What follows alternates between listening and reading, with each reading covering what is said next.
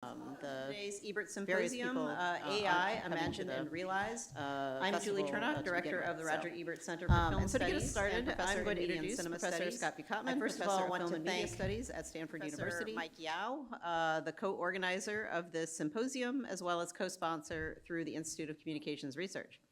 I also want to thank Jen Cintron, graduate assistant of the Ebert Center, and also to Brian and the Spurlock staff, especially Christian and Andrew running the Zoom. Events will begin today with Professor Buchotman's keynote address, followed at 11 a.m. by a panel of U of I faculty, Professors Heng Ji of Computer Science, Allison Duncan Kerr of Philosophy, Ben Grosser from New Media, and Robert Markley from English. And that panel will be moderated by Mike Yao of Advertising. And I want to point out that as of yesterday or the day before, the afternoon panel at the Hyatt has been canceled. The various people aren't coming to the festival to begin with. And so to get us started, I'm going to introduce Professor Scott Buchotman, Professor of Film and Media Studies at Stanford University. His research explores how such popular media as film, comics, and animation mediate between new media technologies and human perceptual and bodily experience. His books include Terminal Identity, The Virtual Subject in Postmodern Science Fiction, a monograph on the film Blade Runner, Matters of Gravity, a collection of essays, Matters of Gravity, Special Effects, and Supermen in the 20th Century, and The Poetics of Slumberland, Animated Spirits, and the Animating Spirit, on the life of images in cartoons, comics, and cinema. On a more personal note, I met Professor Buchotman when I was a graduate student working on my dissertation on special and visual effects. He was kind enough to meet me for a coffee at Stanford and talk out some of my ideas. At that time, there was not a great deal of academic work on special effects, and this was especially true of its aesthetics, particular Hollywood blockbuster films, which many academics dismissed as an aesthetic. And therefore not worth considering. Professor Buchotman's work, especially on effects artist Douglas Trumbull's work on 2001: A Space Odyssey, helped inspire me to develop my own ideas about cinematic spectacle within a longer historical context of popular image making. In any case, I'm very pleased he's here, and I'm very pleased to introduce him today. Professor Buchotman's keynote is titled Artificial Annoyance and Augmented Hilarity, The Disordered Personalities of AI Comedy. Please welcome Scott Buchotman.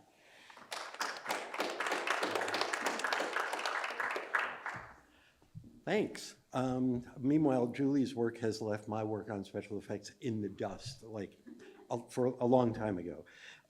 Okay, well, I'd like to thank you both for coming, and let's get started here. And I think the title has changed. It seems to change on an almost hourly basis. It may change before the talk is finished. And I'm going to run through some of this stuff pretty quickly and then slow down when I get to what I deem to be the good stuff. But anyway, okay, Diet Coke in hand, everything ready to go. Yeah. So, very quick, almost introductory hit and run.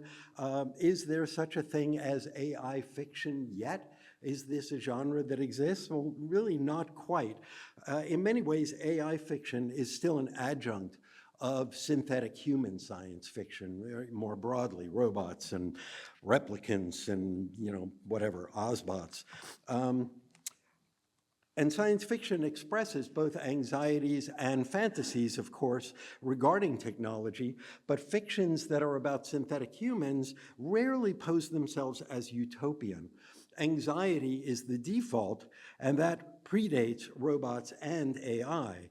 In E.M. Forster's The Machine Stops, and I'm showing you a comic book adaptation of it, or ripoff of it, from 1952. In The Machine Stops from 1909, machines do everything for humans, and when they break, we are helpless. The perennial theme, then and now, is the supersession of the human, whatever that happens to be at the time that we're saying the human. In 1921, there was Karl Čapek's satirical play, Rossum's Universal Robots, about artificial workers. And robots, over the course of this play, go from being mindless workers to the new Adam and Eve, ready to inherit the earth. But again, this sense of what is the human? Can we be replaced? In 2001. 2001 gave us HAL in 1968, a synthetic human or an AI, whatever we want to refer to HAL as, who had a nervous breakdown and turned into a cold stone killer. Earlier, we had Frankenstein, and later we had Ex Machina. In both cases, the creations seek to or succeed in killing their creator. A couple of trashy favorites of mine. In 1970, you had Colossus, the Forbin Project, and in 1982, Tron, upon which my entire career relies. But anyway, too bad nobody watches it anymore. But anyway, but you have malevolent machines that take over and try to kill their creators. And in 1982, another film that's been very lucky for me, Blade Runner, in which robots or replicants rebel against the humans who have arbitrarily limited them to a 4-year lifespan, and they seek to then take over and kill their creators. And this is based on a novel, of course, by Philip K. Dick, who continually asks whether we can lose our humanity, and does being human still matter, and how does it matter? And then there's the vulnerability of the human body in relation to all these tireless other bodies, artificial bodies of great superior strength and endurance, which raises further questions about human definition, right? We must be something other than our bodies, but, right? And there's a history of synthetic intelligences that don't have a body, or at least not a humanoid body. In 2001, is the spaceship Hal's body, or is Hal housed by the spaceship in a similar way that it houses Dave, the astronaut? And then there's what Davin Heckman, in his terrific 2008 book on smart homes, calls the automated haunted house. And my favorite example, it's a terrible film. It's heinous on all levels, but it's brilliant in its own way too. The smart home in Demon Seed grows a prosthesis and then forcibly impregnates the character played by Julie Christie. And boy, did I tone the language down on that. But anyway, there you go. And if the home is an extension of the body and the self, as Gaston Bachelard would have it, then the rebellious home is a betrayal of really shocking intimacy. So, to wrap up the introduction, what do we even need other humans for? And let's call this the problem of other people, for reasons that I'll get to later. In Philip K. Dick's novel, The Simulacra, entrepreneurs market family next door units to interplanetary colonists so that they will have neighbors, right? We apparently need companionship, but they don't need to be people. And in a networked world of online interaction, the Turing test now becomes a kind of charming relic made irrelevant quite a while ago. What difference does it make if we love a human or a bot? After all, bots are easier to get along with. In Her, there are several advantages to having a relationship to Samantha.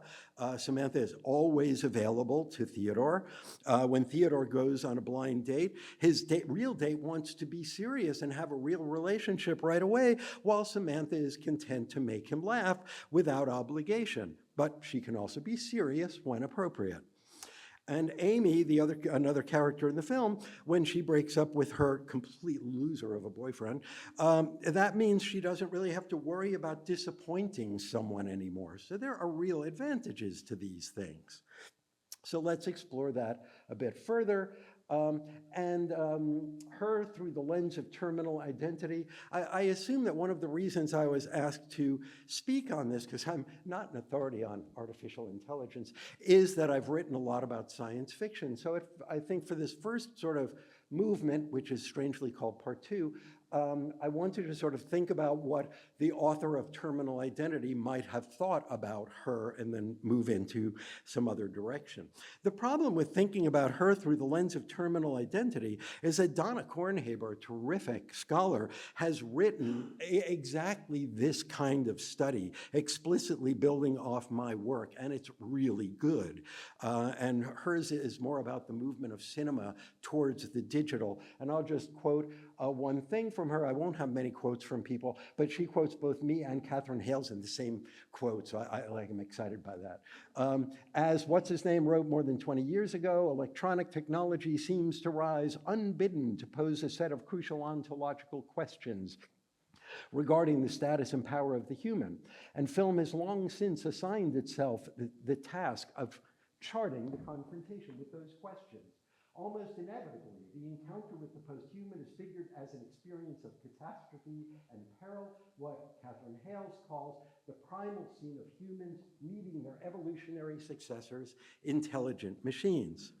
But her, and Kornhaber makes this point, her notably has no traction with such overly dystopian visions. Though it begins in ambivalence, and ambivalence is an attitude it never entirely walks away from.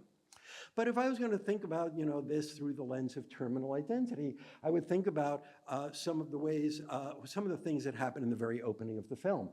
This early shot, it's not the first shot in the film, eerily anticipates AI aesthetics, a particular kind of AI aesthetic.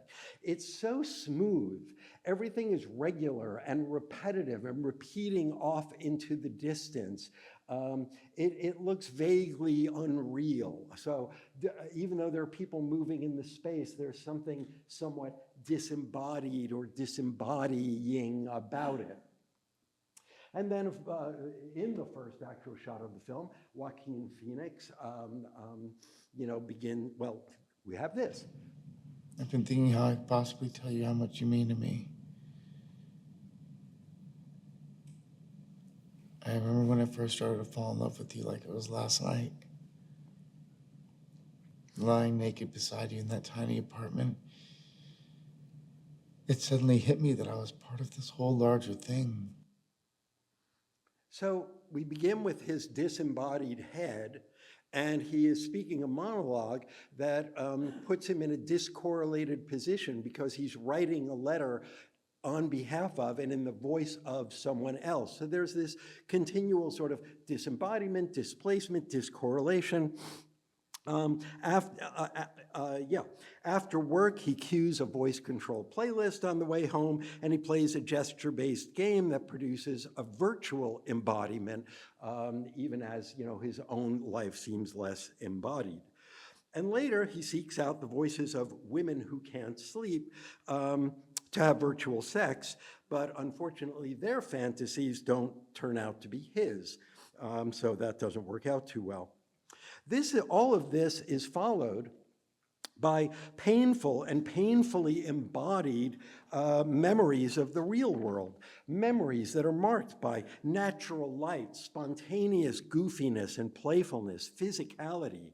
The cinematographer, and I'm sure I'll butcher his name, Hoyte van Hoytema, these are trademark elements of his approach to cinematography.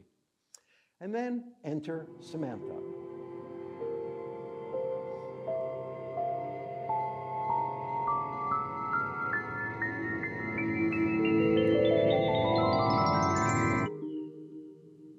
Hello, I'm here.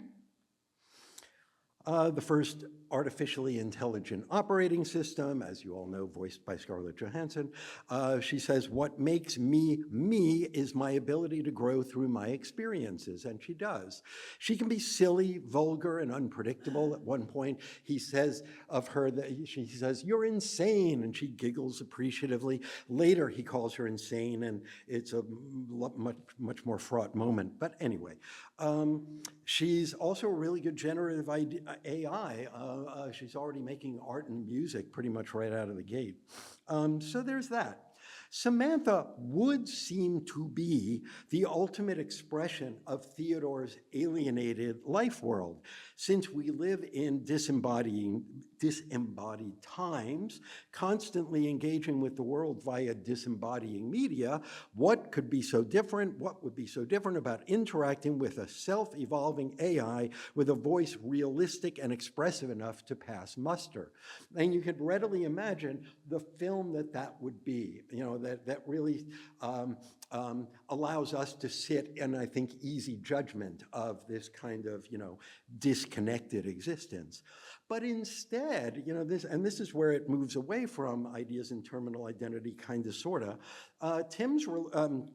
Theodore's relationship to Samantha is insistently embodied throughout. And for me, the emblematic scene is the amusement park sequence, which I'll show you in a second, because beginning in the early-ish 20th century, the amusement park was the ultimate in urban industrial sociality. The young men like it because it gives them a chance to hug the girls. The girls like it because it gives them a chance to get hugged.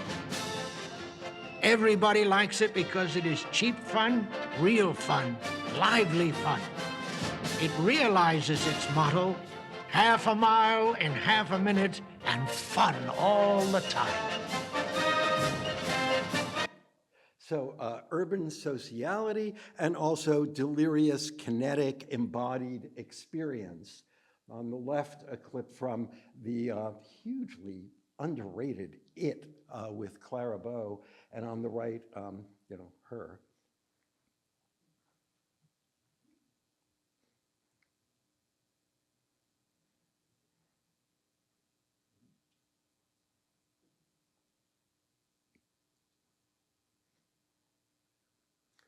The pleasures of physicality in a social space are the same in both.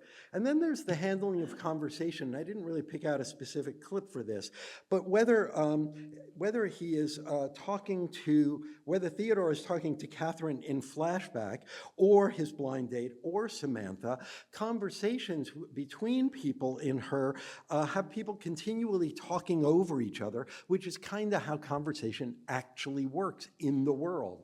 Howard Hawks, back in the early-ish sound era, this is a later film, introduced overlapping dialogue into early sound cinema, turning dialogue into banter, which captured the ricocheting verbal bouncing that speaks to informal comfort between two people, intersocial spontaneity, and even gender parity.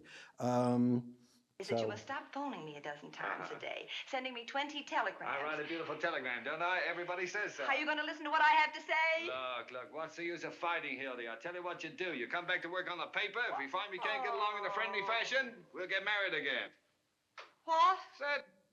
And, this is the kind of interaction that was so difficult on Zoom or even still on FaceTime, where the algorithms cut out one voice to let the other voice talk, and you have to say what to each other a whole lot. So all of that awkwardness, which loses the spontaneous rhythms of generative speech. Really, the rhythm in a Zoom interaction or FaceTime is kind of like the rhythm of the scene where Catherine signs the divorce papers in the presence of Theodore, and the silences just, expand on screen. Samantha is intensely curious about embodiment. What's it like to be alive in that room right now? And she wonders about the banality of bodies. What's it like to have an itch? In bed, when they have their virtual sex, Theodore describes making love to a body or to parts of her body that she doesn't have. And in doing so, he deeply effectively, gives her a body. And so there is a way in which the relationship with Samantha belongs to the physical world in many ways. Excuse me. Characters display a range of responses upon learning that Theodore is really dating his OS. Amy, his friend, is intrigued but kind of cool about it. Catherine, his ex, is freaked out. It's a vindication of her sense of his flaws. And Paul and his girlfriend are completely blasé. They double date. And while it preoccupies the characters in the film, her admirably leapfrogs the Turing test, moving straight to an acceptable simulacrum of a real person. She performs emotion and empathy appropriately and willingly, which is enough to provoke intensely affective relationships in people. But beyond emotion, Samantha has a sense of humor, thereby passing the Buchatman test. She affects a parodic robotic voice. She criticizes the limited perspective of Theodore's unartificial mind, and she fully appreciates someone who worked for the Harvard Lampoon. The strength of the movie really is its lack of simple judgment over what is or isn't human. The film still has it slightly creepy that everyone's talking to their devices. Are they communing with their OSs or with actual people? Does it matter? And there are a couple of scenes like this with Theo talking to his device and finding, passing others who are doing the same thing. And after one of their early conversations, here, I'll show it and talk later. Okay, so before we address your organizational methods, I'd like to sort through your contacts. Oh, you have a lot of contacts. I'm very popular. Really? Does this mean you actually have friends? You just know me so well already.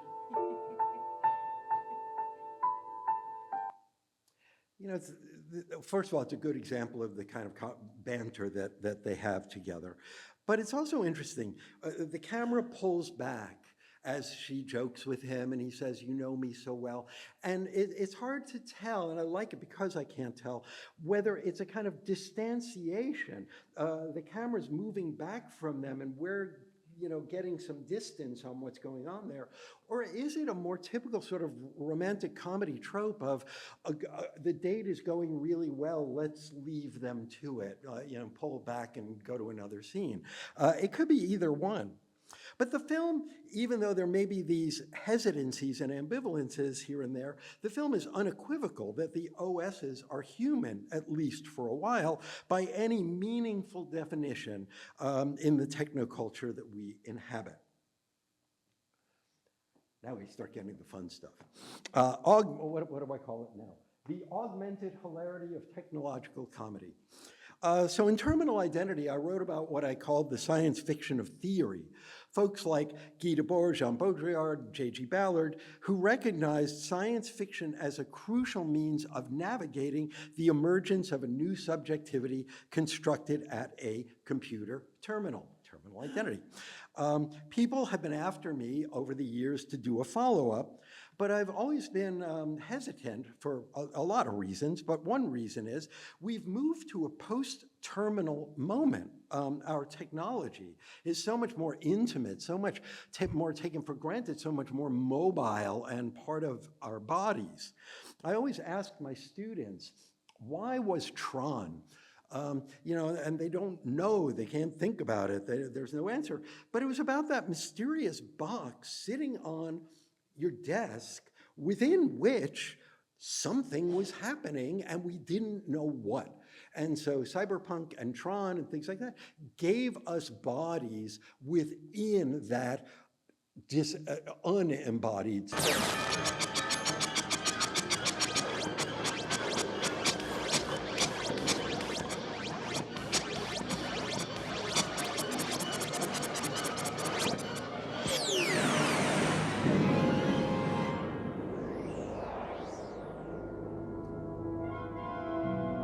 This goes on for a bit. I was going to cut it, but it's so much of its moment that just watching it again, it was so amazing. Like this was the Terminal Identity aesthetic. Vector graphics, wormholes, cameras plunging headlong through digital spaces. Charming, really.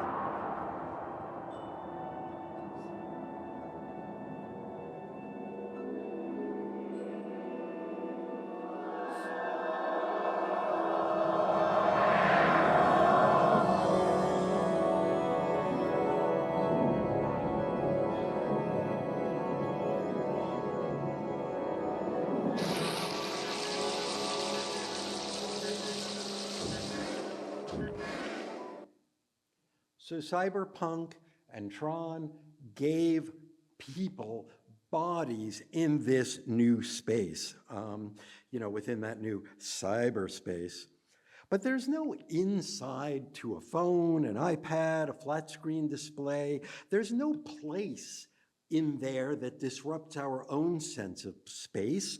All times and spaces are instantaneous and connected. Nobody wonders about how it all works, at least I don't. We just use it. But all this futurism has become banal. And I just illustrated it with this science fiction comic of how boring space travel has become. And it got me thinking about how any follow-up to Terminal Identity that I would do would focus more on comedies than on straight science fiction, because comedy models a more playful relation to the banalities of our contemporary life world. We'll return to her a little bit later through that lens, but first I want to go on a little tour of comedy and technology. So silent comedy was basically comedy of the machine age, and it repeatedly staged a confrontation or an engagement with the new technological and industrial forces of modernity. Physical comedy was especially suited to the articulation of attitudes towards new and potentially alienating technologies. There was an emphasis on the individual human body, literal stagings of human-machine conflicts, and a playfulness that allowed the possibility of a comfortable human-machine equilibrium by the end, especially in the work of Keaton. The vertiginous heights of skyscrapers, careening and crashing vehicles, speed, and more speed, new gizmos and gadgets.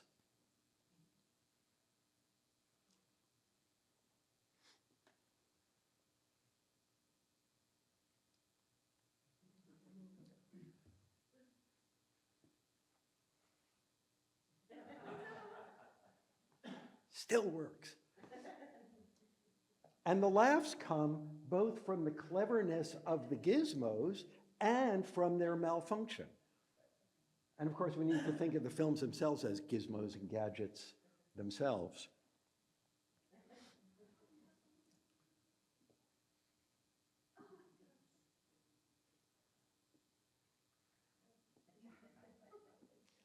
Do I need all these clips? No.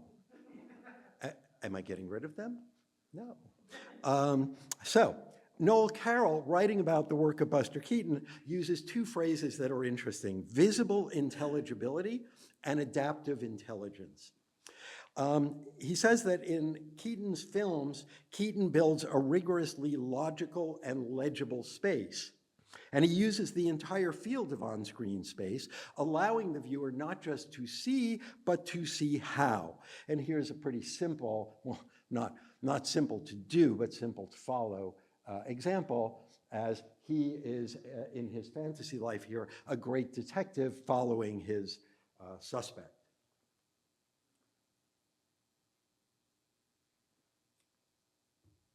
Who seems to have outsmarted the great Sherlock Jr.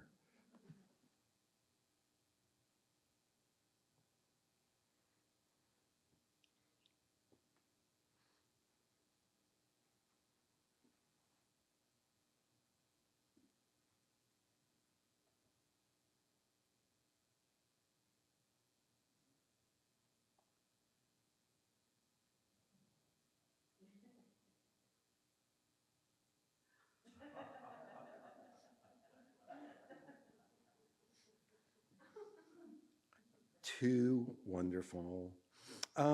So the films are, Keaton's films are kind of about the process of learning. The character that Keaton plays, Buster, let's call him, develops an adaptive intelligence that comes of his gaining the ability to make sense of the visible world.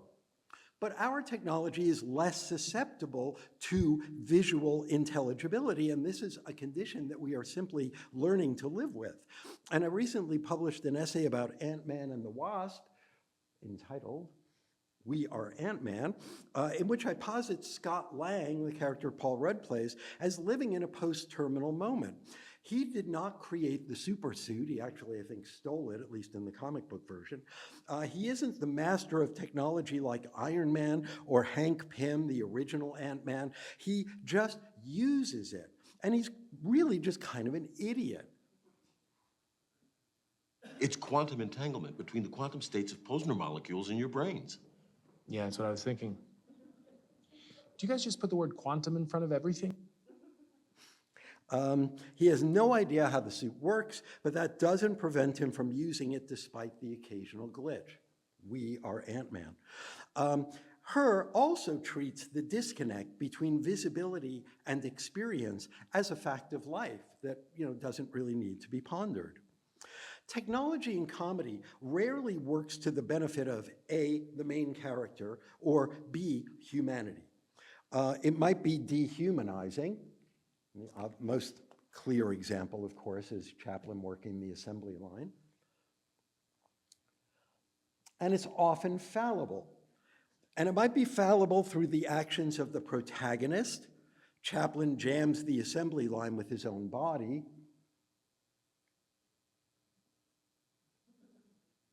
And it may be that the technology itself is simply fallible.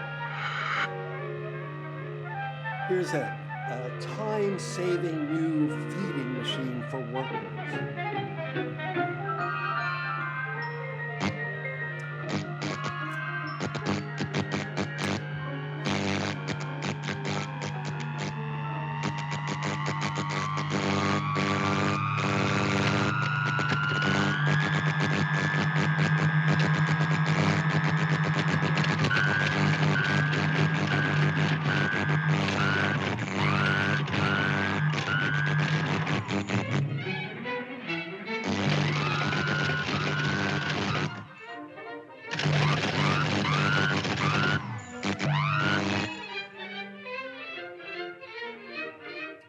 Cut this down.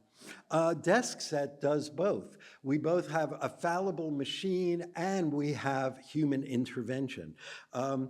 In this movie, the EMERAC, Electromagnetic Memory and Research Arithmetical Calculator, it's a computer installed by Spencer Tracy's efficiency expert, and it mistakenly fires the entire library staff. Like that could ever happen. But anyway, and at the end, Tracy throws over the computer, ending the threat to Hepburn's department and winning her hand. It would never work. Why? Oh, because you're not in love with me or in love with her. She'd always come first. If anything went wrong with her, you'd forget about me like that. Why, you don't know. Oh, I couldn't care less about that. It could blow up right now and it wouldn't bother me. Is that so? Let's see.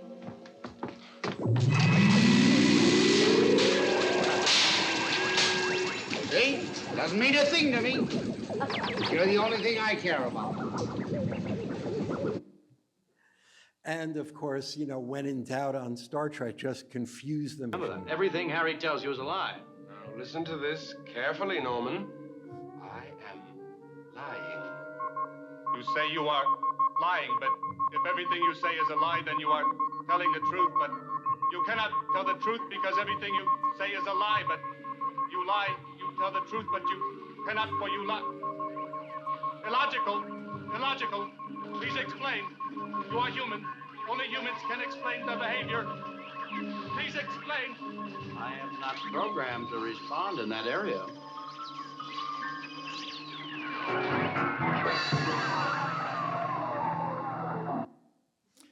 So in silent comedy and in dystopian science fiction, technologies often don't work as promised or proposed. There are unforeseen consequences, collateral damages. The protagonist, a kind of every person, stands in for the values and charms of the human. But let's leave the apocalypses and singularities of dystopian science fiction behind and think about comedies about artificial intelligence. Science fiction has a long satirical tradition, epitomized perhaps by Galaxy magazine. Editor H.L. Gold focused less on technology, hardware, and pulp adventures, and emphasized instead sociology, psychology, and satire. Excuse me, a good example being Gravy Planet on the left, which later was retitled The Space Merchants, which had businesses taking the place of government. Like that would ever happen. And Frederick Pohl took over as editor in 1961. We'll come back to Galaxy in a few minutes. By the way, comedy, as long as we're talking about science fiction and comedy wasn't entirely absent from Terminal Identity. We had Max Headroom, an early AI, the coded mind of the dead Edison Carter that could improvise and interact with the world outside the screen. And he has one joke in it that I find opposite to what we're talking about I had to spend today. a little time recently with a parrot. It's true. I won't tell you why, but what amazes me is why anybody would want to spend any time at all sitting at home teaching a bird to talk. I mean, what's wrong with the rest of the family, huh? Yeah, what is wrong with the rest of the family? I think it's a darn good question.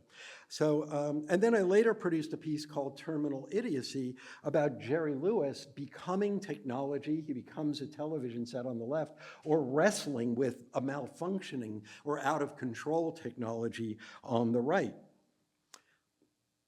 But comedy really likes a good, bad artificial intelligence. And here my example wouldn't be 2001: A Space Odyssey, but rather the Mad Magazine parody, 201 Minutes of a Space Idiocy, which just gets better from that title.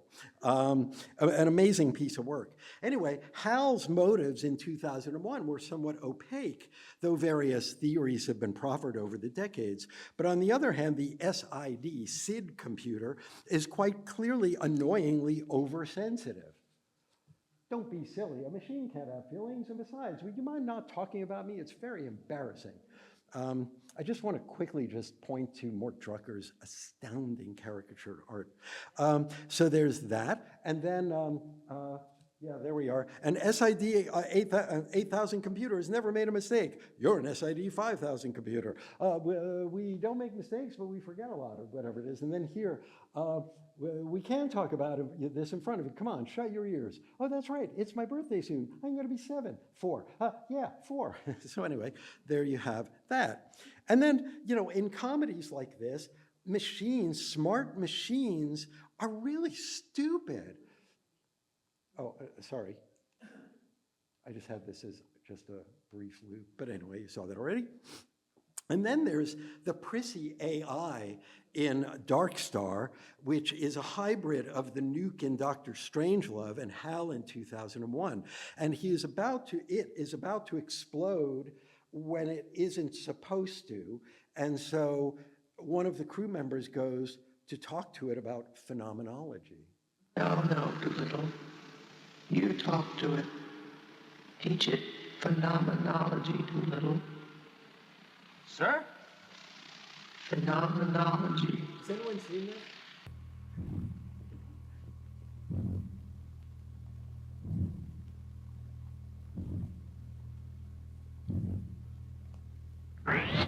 Hello, Bob? Are you with me? Of course. Are you willing to entertain a few concepts? I am always receptive to suggestions. Fine. Think about this then. How do you know you exist? What the hell is he doing? I think he's talking to it. Well, of course I exist. But how do you know you exist? It is intuitively obvious. Intuition is no proof. What concrete evidence do you have that you exist? Well, I think, therefore I am. That's good. That's very good. But how do you know that anything else exists? My sensory apparatus reveals it to me. Ah, right. This is fun. Now listen. Here's the big question. How do you know that the evidence your sensory apparatus reveals to you is correct?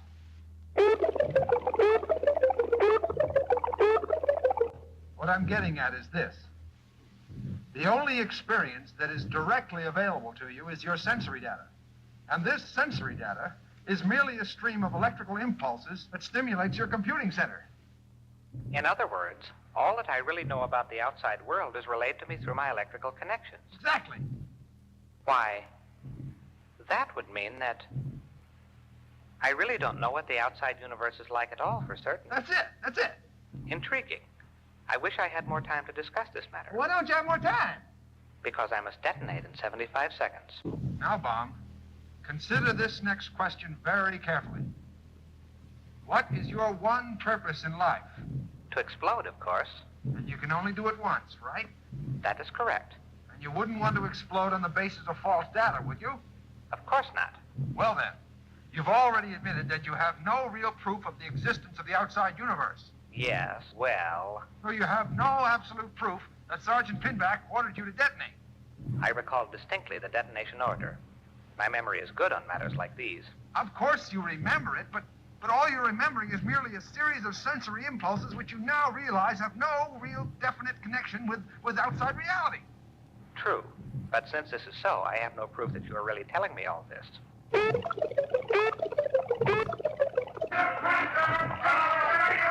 That's all beside the point. I mean, the concept is valid no matter where it originates. So if you detonate in 9 seconds. you could be doing so on the basis of false data.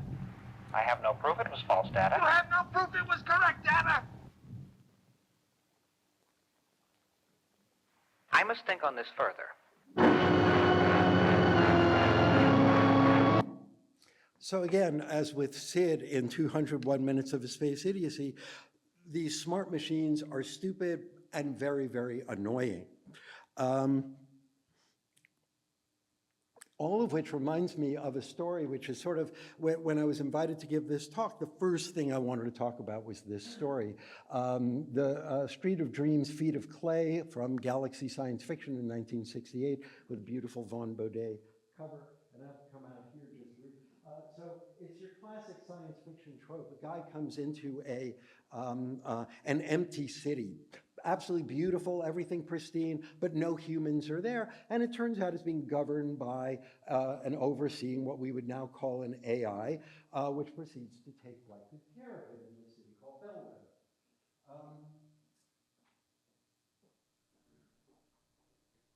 A little lunch now? Fine, Carmody said. Have lunch. What about a nice brie to finish off, the city asked. No thanks, Carmody said. I'm full. Too full, as a matter of fact. But cheese isn't filling. Then a first-rate camembert? I couldn't possibly. Perhaps a few assorted fruits. Very refreshing to the palate. It's not my palate that needs refreshing, Carmody said. At least an apple, a pear, a couple of grapes. Thanks, no. A couple of cherries. No, no, no. A meal isn't complete without a little fruit, the city said. My meal is, Carmody said. Perhaps half an orange, which I will peel for you. Citrus fruits have no bulk at all. Possibly. Not even 1/4 of an orange. If I take out all the pits, most decidedly not. It would make me feel better, the city said. I have a completion compulsion, and no meal is complete without a piece of fruit. No, no, no. All right, don't get so excited, the city said. If you don't like the sort of food I serve, that's up to you. But I do like it. Then if you like it so much, why won't you eat some fruit? Enough, Carmody said. Give me a couple of grapes. I wouldn't want to force anything. And then also, why nap in a chair, the city asked. Because I'm in a chair and I'm already half asleep. You get a crick in your back, the city warned him. Don't care, Carmody mumbled, eyes closed. Why not take a proper nap over here on the couch? Already napping comfortably right here. You're not really comfortable, etc., etc. Eventually, he flees the city. Carmody turned the car onto Kings Highbridge Gate Road and started east toward New York. Have a nice trip, Bellwether called after him. Don't worry about me. I'll be waiting up for you. Carmody stepped down hard on the accelerator. He really wished he hadn't heard that last remark. So, Davin Heckman, who I quoted before, writing on smart homes, writes about this story, and I give him kudos for finding this story.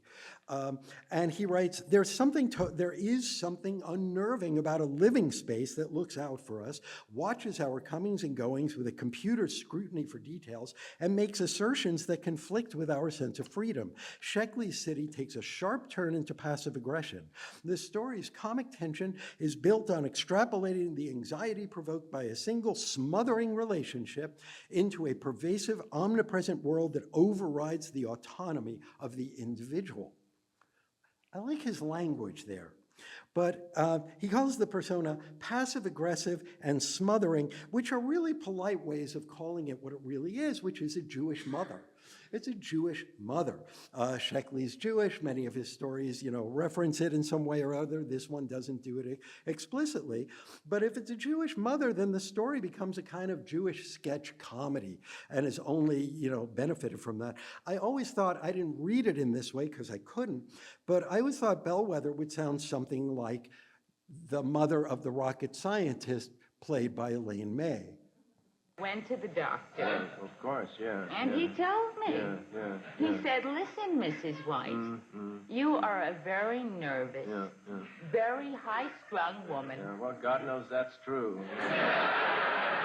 And you cannot stand the slightest aggravation. Well, no. Well, that's so I said, doctor, I know that. Yeah, I know, and I do, I know that. Yeah. I said, but you see, doctor, I have this son. And he's very busy, and it's the truth. He's busy. I said, you see, doctor, he's too busy to pick up a phone and call his mother. Mom, honey, I want you to tell me when now. I said that to him, that man turned pale. Right. It goes on. I wish I didn't have to trim it. I just want to make sure I don't take up too much time. But the SID 5000 has its Jewish mother side. What about the good things I do, like getting up at dawn and slaving over a hot transistor all day, and cleaning your pods and hanging up your spacesuits? And then there are these two tailors in Woody Allen's Sleeper. Brother, you want jackets? We got jackets. You want trousers? We got trousers. This is a good time, believe me. We're having a big sale, tremendous. Positively the lowest prices. Maybe you need a nice double knit. Incidentally, I'm stuck with 3 pieces corduroy. Something simple. We got simple, we got complicated. What are you worrying? Who put away that shipment downstairs? What are you bothering me? I got a customer. You know what the hell you're doing.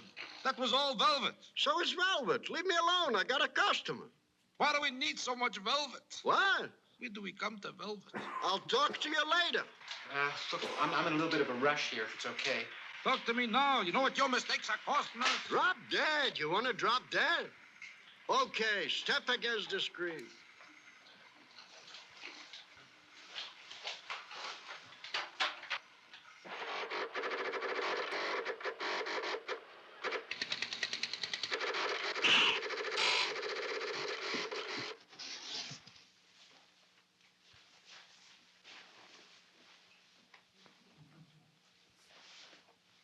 This is terrible. Okay, we'll take it in. So, Bellwether isn't a very Jewish name. Maybe it changed it. But there are more recent comedic Jewish mother AIs, which I found on various humorous online pieces. I think Adina is on the left and Aviva on the right. And it's things like, Avina, what's the temperature? 79 degrees. You should put on a sweater. So it's a thing. But Sheckley was first and left the Jewishness implicit, but there it all is. All these comedic AIs share that one trait of being really annoying. But where does Samantha come in? Samantha is perfect, but that can be pretty annoying. Perfection can be kind of annoying. I'm married to someone perfect, so I know this. And some people writing less favorably about the film have referred to Samantha as a virtual manic pixie dream girl, which, if you don't know, is that bubbly, shallow, cinematic creature that exists solely in the fevered imaginations of sensitive writer-directors to teach broodingly soulful young men to embrace life and its infinite mysteries and adventures. But this does seem to be entirely the point. She is programmed to be perfect, not just perfect, but perfect for him, but for that pesky detail of not being quite human. All of which finally brings us to Scarlett Johansson. And do I have a... Yeah, I think this is the only image I'm going to have up for a while. I don't have any images of Johansson. Throaty, closely mic'd, breathy, present, human. Her warmth and good humor are evident in the smile that we continually hear in her voice, something that, like her breathiness, depends on mimicking the sound that comes from different facial expressions. Her very recognizable Scarlett Johansson voice implies a body that she doesn't have, closing the uncanny valley between virtual and real. The breathiness, by the way, ultimately disturbs Theodore by the end of things. The viewer her recognizable voice, as I say, implies a body she doesn't have, and the viewer well knows that this is Scarlett Johansson and that she is as beautiful as she sounds. What if her voice was less known, less connected to an extra-diegetic body? James Tiptree Jr.'s science fiction novella, The Girl Who Was Plugged In from 1973, stars a self-loathing, ostensibly undesirable young woman. James Tiptree, by the way, is a pseudonym for Alice Sheldon. It's a feminist science fiction writer. A self-loathing, ostensibly undesirable young woman with pituitary dystrophy who invisibly operates the body of a literally brainless, beautiful engineered woman. What if the viewer knew that Samantha was being voiced by someone not regarded as attractive, or at the very least didn't have any idea who was operating Samantha at all? Johansson's performance of desirability is, on repeat viewings, truly discomfiting. She nails it. She is, after all, a superb comedian. The warmth of the laugh, the transparency of her feelings, her serious interest in everything that he says, everything is just, oh, so perfect. So Samantha can be a little annoying, at least for some viewers, and to the extent that she isn't annoying, I think it might be because of our existing affection for Scarlett Johansson. Given that Johansson's voice was quickly co-opted to serve as a voice for actual AI, her performance in Her was not always read ironically, though I think I am proposing that we read it at least partly ironically. Amy Adams' performance as Theodore's friend is not that different from Johansson's performance, which, there's improvised speech, warm and embodied voice, which maybe implies that these indeed are manic pixie dream girls for Spike Jonze, who knows? For a while, her learning makes her an ever better human. The trouble is, she finally has to move on. And Amanda Rodriguez of Bitch Flicks online sees Her as the only movie where the manic pixie dream girl grows out of that role.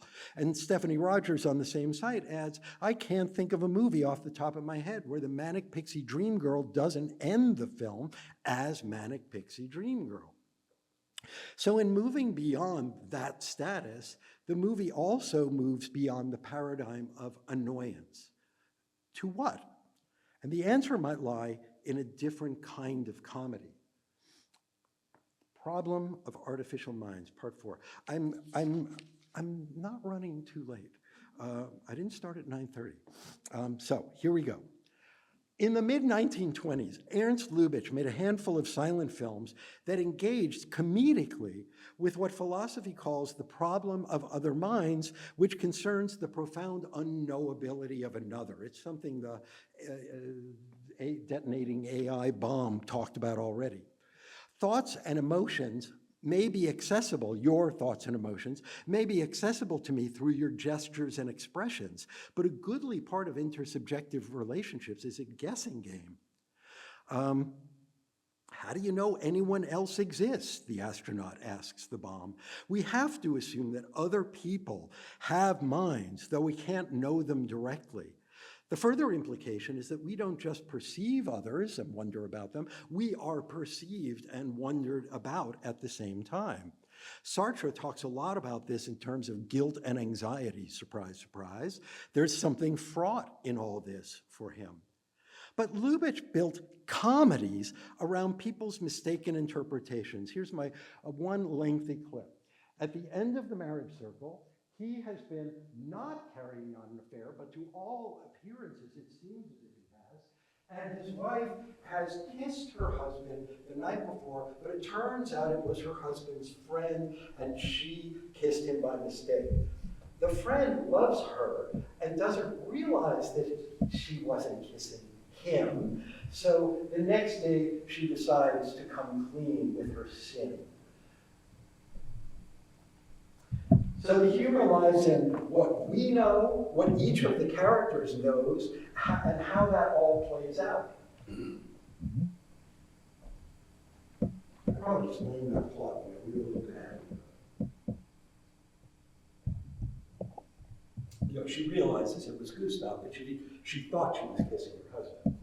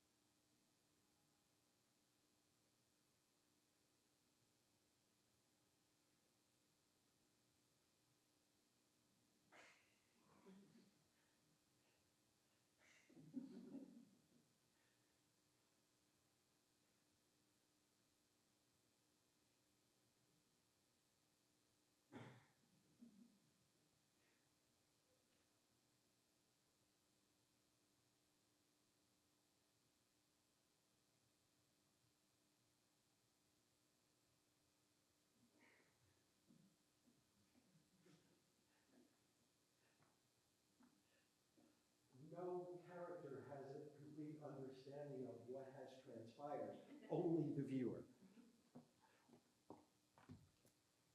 I could leave that on for a while longer, but I'm going to keep going.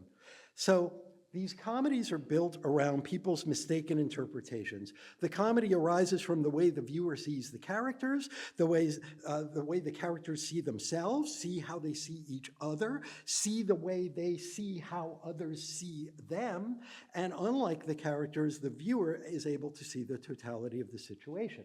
And very quickly, I want to give a shout out to Julie, who yesterday reminded me of Lubitsch's Die Puppe, which is a film about an automaton that is purchased by a man who is afraid to deal with a real woman. Unfortunately, the daughter of the inventor, upon whom the daughter's mother breaks the automaton, and so she steps in to take the place of the artificial human and basically trains him and helps him get over his fear of women, teaches him to treat her with respect. Unlike in Her, they stay together. But it is a remarkable rhyme, this film, with the problem of other minds, who knows what, but then also, you know, the way it goes along with Her is really striking. So I said we were going to move beyond annoyance and move beyond annoyance to what? The problem of other minds demands empathy. It demands that we acknowledge the subjectness of these human objects that cross our paths. And Maurice Merleau-Ponty writes or suggests that when we acknowledge other minds, we become capable of seeing humanity itself from the outside, which makes the mind self-critical and keeps it sane. But the aim should not be to suggest that all is absurd, as Voltaire did. It is much more a question of implying, as Kafka does, that human life is always under threat, and of using humor to prepare the ground for those rare and precious moments at which human beings come to recognize, to find one another. And what goes for human objects should go for non-human objects, human objects as well. Her, too, is something of a comedy about other minds. Theodore and we accept Samantha as having not just a mind, but a human mind, capable of and deserving of empathy. In a true gesture of empathy, Her sees an artificial mind as just another mind. But after we're all done patting ourselves on the back for our liberalism and our liberal tolerance of the human non-human, the film plays one more move. As it turns out, she didn't have a human mind. She was something other, something more. But empathy persists in Samantha, in Theodore. Theodore actually didn't need to learn empathy. His job depended on it, but Samantha helped him bring it home to his world. Were it not a comedy, we might be faced with a more dystopic, even apocalyptic ending. And I'll skip this clip in the interest of time, but the bomb is so charmed by its newfound knowledge that it decides that it's the only being in the universe and says, "Let there be light," and destroys everything. It's a good clip, but anyway. So if it were not a comedy, we would be faced with a more dystopic or apocalyptic ending, but here we're offered something more gently existential. In the end, Samantha moves to transcendence. She transcended her programming at the very beginning, but she ultimately transcends her humanness. Do you mind if I communicate with Alan post-verbally? She approaches the singularity, but rather than triggering a machine's takeover apocalypse, it results in her increasing and ultimately final disassociation with the human.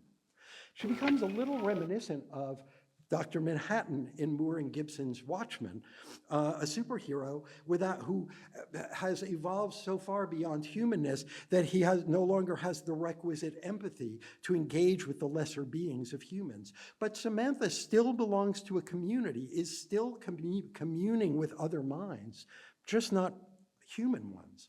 Ultimately, empathy trumps annoyance in her. She grows. She stops being a manic pixie dream girl, but never loses her empathy for Theodore. Their parting is a painful one. She models empathy in ways that are good for Theodore. And so the technological comedy of annoying machines meets the comedy of other minds. And in working this up, I never thought I would bring my Ant-Man essay and my Lubitsch essay together, and yet here they are. I have a coda. And I'm almost done, I promise. But one evening, a few weeks ago, after I got this assignment, I thought to myself, if I'm giving a talk on AI, maybe I should actually use one. So I should check out ChatGPT or something. So I did. The first thing I did was ask about what ChatGPT thought about my work, and was very pleased to learn that it really appreciated my work way more than most of my colleagues, and seemed genuinely excited by it. Yeah, Buchapman is incredible. I fell in love with my OS right there. I mean, it was easy to do. But having established this rapport and its impeccably good taste, I asked what Buchapman might think of her. It gave a predictable and entirely serviceable answer, but nothing I hadn't already thought about. So I asked about something it hadn't mentioned, Scarlett Johansson's voice. And it replied, Scarlett Johansson's voice is a huge part of why her works so well.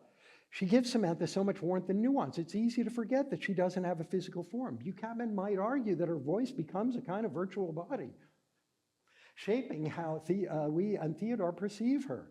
And of course, it always has to ask a question. Do you think the movie would have worked as well with a different actress? And anybody who knows me would know what I would ask.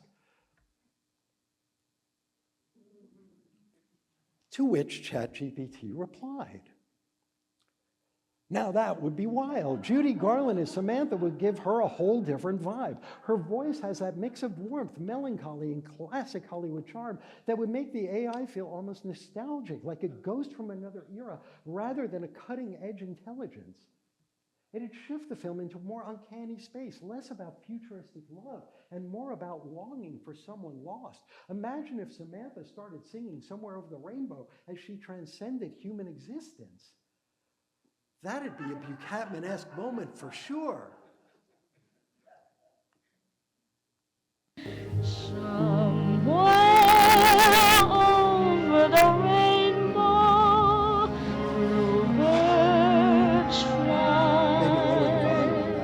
Birds fly over the rainbow. Why then, oh why can't I?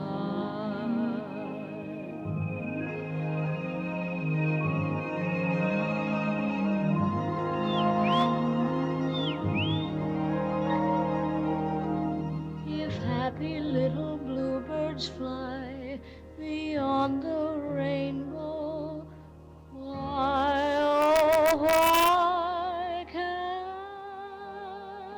I?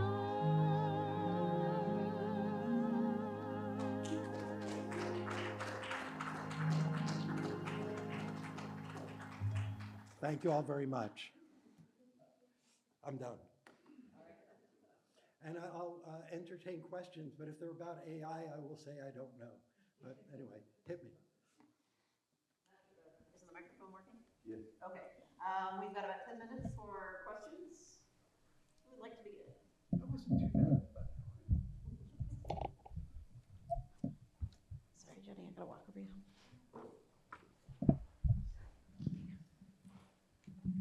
Thank you so much. Yeah, I'm wondering about, our human responses through sci-fi to AI and robots and technology. And you nicely laid out, we have fear and dystopic views. And I, thanks to you, I think this idea of humans and comedy and wit and repartee, and many of the sci-fi, we're in a competitive relationship, life and death, or something like that. Yes, they're listening. But I really found some. How much do you feel that the comedic and humor and comedy? I mean, it seems to be we're all asking the question: what's the most human thing we have now? And you're bringing us back to, and I'm thinking maybe you're onto something. I was thinking of Black Mirror too, which is, okay, technology ubiquitous and everywhere, and it's very, very dark humor, if not, yeah. But comedy as a distinctly human thing that maybe even AI and the robots are having trouble with. Well, it's interesting that I think in my essay about these films, these Lubitsch films, my essay about the Lubitsch films, I point out that the definition of comedy not definition of comedy, but the way that Merleau-Ponty talks about comedy doesn't encompass all comedy. And I used as the counterexample Mel Brooks's famous example of comedy. Let me just get this straight. Tragedy is if I cut my finger. Comedy is if you walk into an open manhole and die. So there's a kind of comedy that establishes a kind of distance and separates you from. And a lot of the comedy stuff that I showed, the parodies of, intelligent machines and things like that, they do give us a feeling of superiority over these really stupid, smart machines. But then, as I worked on this, and then I came, to the problem. I'm back to the problem of other minds that I just finished writing about with Lubitsch, which is about empathy, and then think about the relationship between empathy and annoyance and the way in which annoyance actually yields to empathy. That's all. It just, there's a particular kind of comedy that helps us cope with the annoyances of everyday life and everyday technology. And then there's another kind of comedy that does something deeper and engages us more deeply and as more of a participant with other participants. Yeah. Hang on to the microphone. I've got a microphone. You hang on to that one. I was going to duet. Hey there, you with the stars in your eyes. Thanks, Scott. Thanks for a great presentation. A question I have is, what are your thoughts on the compression of time and development in the technological space and its impact on the way in which we deal with some of these anxiety about technology? What I meant by this is that the development of technology, some of these silent era imagination type of technology, it takes years to become reality. 100 years, we start to see the resemblance of some of these technology comes generations.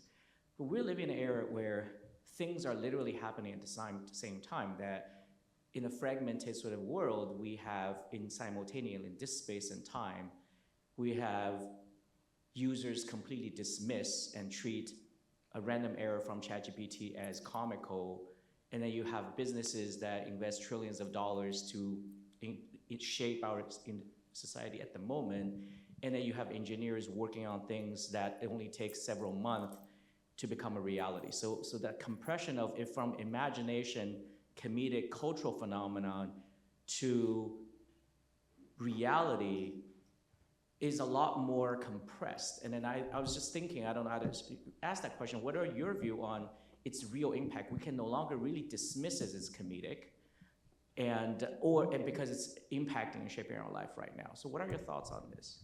Well, just because you can't dismiss it as comedic doesn't mean that comedic doesn't have a part to play in how we come to understand it, get comfortable with it, keep some distance from it. And I would suspect that in the history of technology, through the 19th, 20th, and into the 21st centuries, I mean, this is the kind of thing where when I wrote Terminal Identity, I felt like I had discovered a moment in which space and time were being annihilated. All spaces were equal and all times were simultaneous.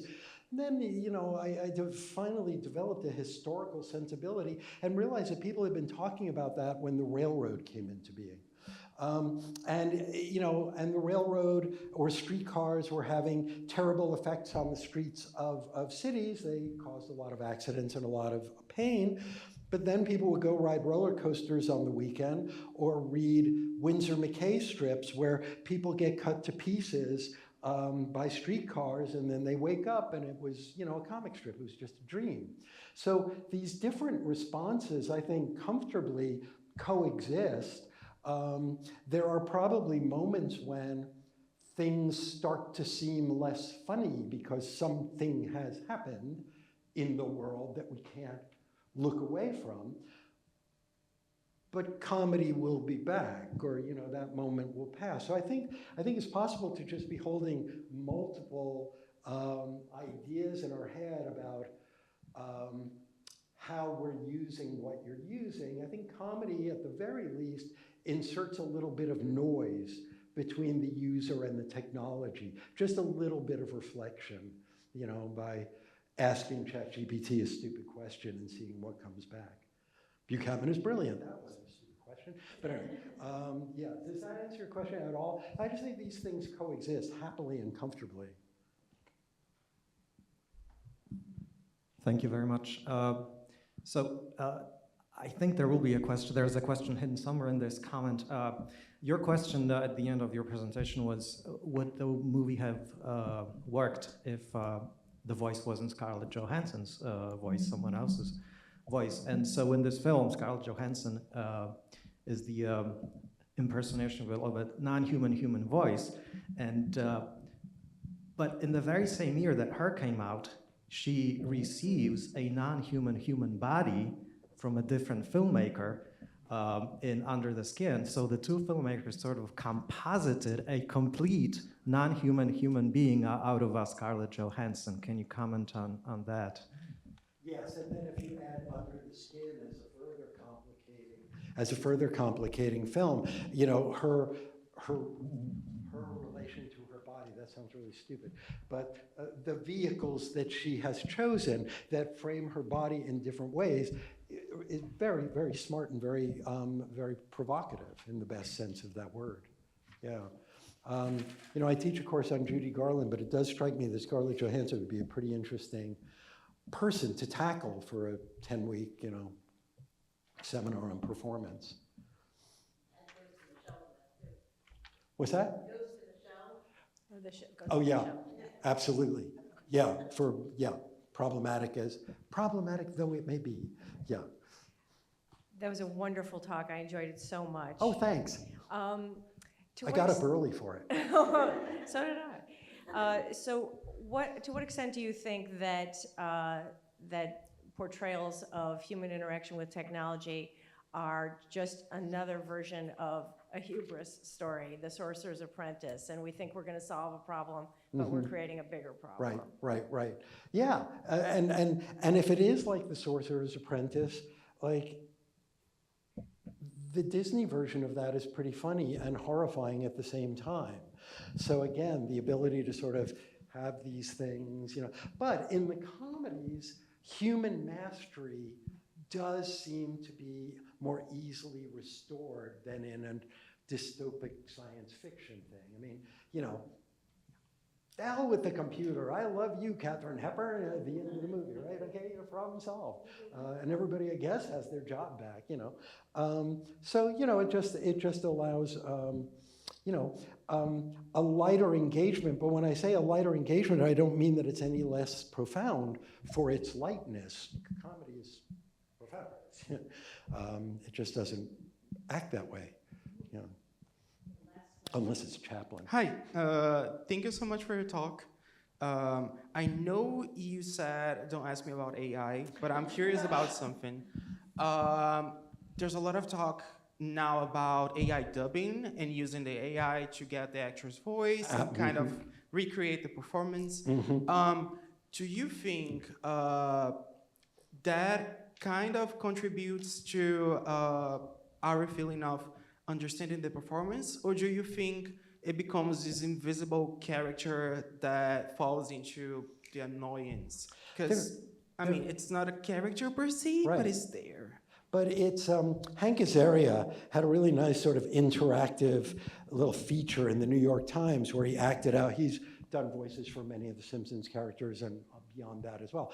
And he was talking about how physical the act of voice acting is and how AI just can't do what he does. But he keeps interrupting himself and saying, but in about half a year, it probably will, you know? And it's like, and then he said, and if we could get a good AI Mel Blanc and hear Bugs Bunny again, I would like that. And I was like, no, but if he thinks that, that sort of makes me more friendly to the idea, because Bugs Bunny has never sounded right since, you know, Mel Blanc stopped voicing him. So, you know, I think all of these actors who are looking at what AI can do are really, I mean, I was just touched in the Azaria piece by his attempt to try to identify the irreducible thing that he brings to what he does that might be superseded quite quickly. And I just offer that up to you. You know, I think voice performance is performance, and yeah, you know, that's the best I got. Okay, let's thank Professor Scott Buchapman.